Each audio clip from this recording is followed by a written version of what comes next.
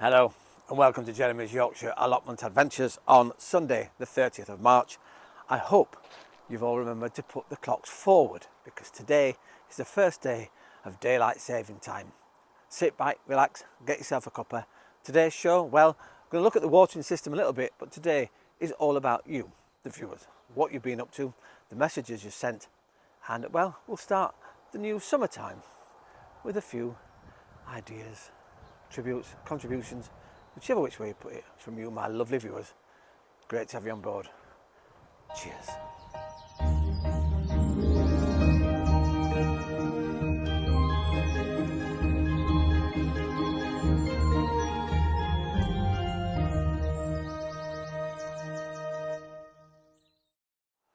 Oh, it's great to sit down. The blue sky's coming, the sun's out. Marvellous. What a great start to British summertime. So let's talk about Darren. Let's go across to Wakefield, and Darren always got a really immaculately tidy allotment when he's ready to start. He sees them and he sent me loads of photographs. He said, apologise for the photo dump, but we don't mind. We like to see what people are growing and what they're starting to grow, what seeds are coming up. You've got all sorts of them. We'll do a little montage on my talking. I may not get the right vegetables at the right time, but you'll see them. I'll just do a list and you can work out whether or not you think what they are. But we've got onions in there outside already, looking really good. We've got garlic. Your daffodils look absolutely beautiful. Look at that, a good array of daffodils. I think I only got about 4.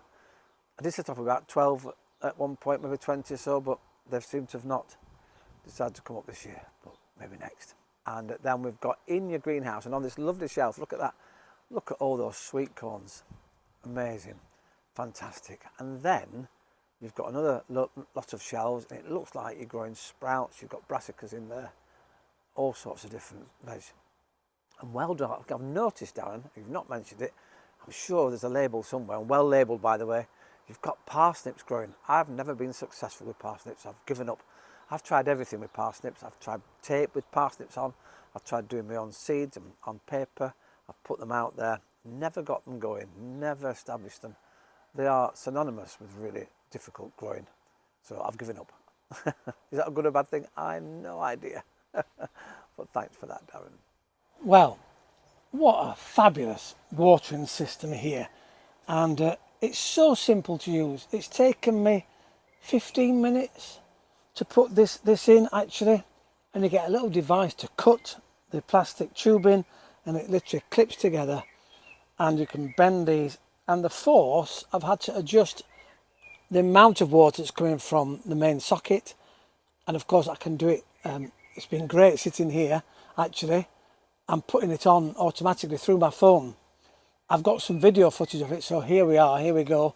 At the moment it's going straight onto the plastic, obviously, but these are going directly then to the roots, or as I said earlier, possibly even into my plastic bottles that can be put down the side of the tomatoes. It will make such a difference. I've gaffer taped it down to the bags. I could have put one of these canes down. I put my canes up in readiness, obviously, for the tomatoes to grow up, and then across these canes I can get some string, and we can string along to hopefully help hold the vines as they grow up. So the tomatoes now here will be, of course, growing along here. If there's lots of them, of course, I can put extra canes in front, and we can make a little triangle, or we can make a square, and we can help grow even further. It's just, this system is really, really fantastic, and well, I've really enjoyed that, you know. Well, I put my first trench in for my potatoes, and it's gone really well, actually. 6 inches down, 12 inches apart. And just to prove it, here's the ubiquitous photograph, and there they are in, I think, well, count, I think there's about, in fact, I can tell you exactly how many. 1, 2, 3, 4, 8, 9, yeah, 10 potatoes. So in this row here, we've got 10 potatoes in, which is brilliant. They're the Casablanca ones, which I showed you a few weeks ago, the earlies, plant between March and April, it says, and these are edible size cropped, achieving 62 days from planting. So we'll put the date down, we'll keep an eye on that, but we'll see them come. What I have done, I've put brand new compost in the bottom. The potatoes have gone on top of the compost, and I put brand new compost around them, and then filled them with old soil. So they're going to get a really good start. They will be well watered, because now I've got my water on the allotment again. I tend to take it off or unplug it all in the winter, drain it so that the pipes don't crack full of water in the winter. Always a good tip. There's a real healthy debate online through my messaging system about daylight saving time. It's true. We should leave it as it is, more light at night. One day, you never know, that might happen. But yeah, Casablanca, gone in, 10 potatoes, hopefully get a really good yield from them. I'm looking forward to these. Never had these before. I put some stakes in. I've got labels on all the stakes, because even though I know where they are, it's nice actually this year to have labels. I'm going to slightly move this one and pop it more into the middle. Here we go. So that's in the middle of all the run, and that's the edge of the trench. If I want more potatoes, 24 inches from there. So I've got my trusty measure. So here we go. Open that fully out. So roughly that far apart from now, from this potato here to about there. So I could get another row in there and then possibly another row in, but I've got sprouts, I've got sweet corn, all sorts of things coming. Sweet corn actually I might put in my raised bed. But sweet corn like to grow together in a block, because it helps with oh, I think I've broken my ruler. Not really. It helps them grow. They really enjoy it. And then I can plant things around the bottom, use them with stakes, of course. Oh, there's lots of things to go on. But yeah, potatoes are in. Good job done. I'm sat here next to my strawberries, and well, I've got some onions that are spare, aren't in the ground. So I've put them in between. So my strawberry plants, onions and strawberries work well together, because the onion, the smell should, in theory, repel any aphids that come towards your strawberry plants. So protect them from aphids. Got one more to pop in, and hopefully they're dotted around throughout there, so hopefully the smell will encourage them to do well. My strawberries always do well, luckily, on this bank, and well, it's nice. They've got lots of lovely fresh green leaves on them. Onions also are really good with beetroots. They really will protect the beetroots as well, because of their smell, from any pests that really want to go towards your beetroots. So if you've got any spare onions, pop them next to strawberries or your beetroots. Well, we're going to go now, believe it or not, right on a journey. Let's go on a journey, shall we? To northern New Mexico, and to Nina, who's been a contributor for some time now. And you sent me a great list of what's been going on. You've had a few bad months, actually. 6 inches of snow, which collapsed some of your growing tunnels. Anyway, you've shored them up now, in the hope in May to be able to start putting your seedlings out from then on, and actually starting planting from then. You've got your beets and your chard you're going to grow again, because apparently the bugs don't touch those, so you're really happy with those. You've got green beans going in, spinach, cherokee chocolate tomatoes. They sound absolutely delicious. And you're going to have new potatoes this year. Lots of wonderful things. I'm really jealous as well. I've always wanted to grow the next things. I've never got round to it. I must have a go either this year or next. You're growing mushrooms. Oyster mushrooms you're going to have, and lion mane mushrooms. And it's funny, Nina, when I was a kid, I did send you a message about this, that we had a room in like an outbuilding where we lived. I remember going in once as a child, and there were about 4 shelves on it. It was quite long, actually, maybe 6 foot long, not very deep, just completely and utterly covered in little button mushrooms. I don't know what we did with them. I don't even know whether we ate them or not. I can't remember. I wasn't very old at the time, but I do remember we had these mushrooms. I don't know why. They were little button mushrooms. Maybe just been given to family and friends. I don't remember eating mushrooms very much as a child. Anyway, so I'm being surrounded by pigeons. They keep swooping down on me, but that's fine. We're going to carry on. So Nina, thanks for all those things. We look forward to hopefully seeing some photographs. And if you want to send photographs, jezgrows@outlook.com. That's all you have to send them there, and I can get them off there, and we can start, well, looking at what everybody else is growing too. While we're globe-trotting, let's go across to Matthew's patch. And Matthew, you're in Australia, and well, you sent me a lovely message about your bay. Remember, I did all about dehydration of my bay leaves here, and well, you've got a bay tree. In fact, you've got 2. You've got one that's in the ground. You tell me you've got another one that's potted up, but the potting up is really completely different. It's in half of an old wine barrel.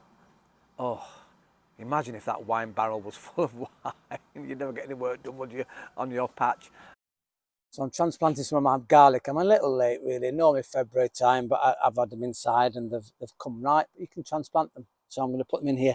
Now, what do we do with them? Let me just get on my side. Here we go. Got my trust tape measure, and actually they need to be 4 inches apart and between 9 and 12 inches wide in rows. So 4 inches apart. Get lots and lots in this bed, which would be lovely. Now, interestingly, I've just looked on the floor in the greenhouse, and I've got a cluster of garlic bulbs, and without anything, they're growing. So I'm going to just pop those in, and they go into the top, just the top of the bulb where the green shoots are coming through, and they'll just be popped in. Now, this is brand new compost on top of a raised bed. It's really organic matter in the bottom here. Hopefully they'll love it. If you're putting garlic or transplanting garlic, make sure it's nicely raked over first, so it's not a compacted soil, and we should be doing okay.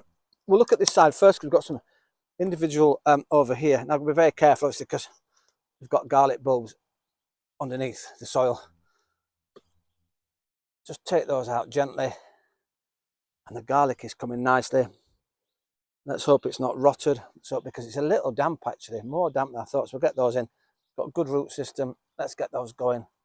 Get those out and get those in the ground. Yes, there's something growing. I can feel it. So let's start the first one. Away from me here, just not very deep at all. It just needs to cover the bulb again. And because this is brand new soil, brand new compost, pat that down. And they really enjoy a good sunny position, of which they're in. So again, 4 inches apart. Here we go. Which is not very much at all. I'm rubbish, man. I never had my gloves on. I should have really. Get that in there, and lots of lovely soil on. Pat it down a little bit, and we'll give it a good water. So we should get lots of lovely garlic in this lovely raised bed.